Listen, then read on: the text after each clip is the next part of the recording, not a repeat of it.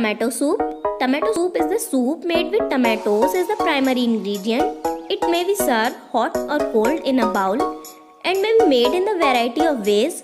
It looks very smooth in texture.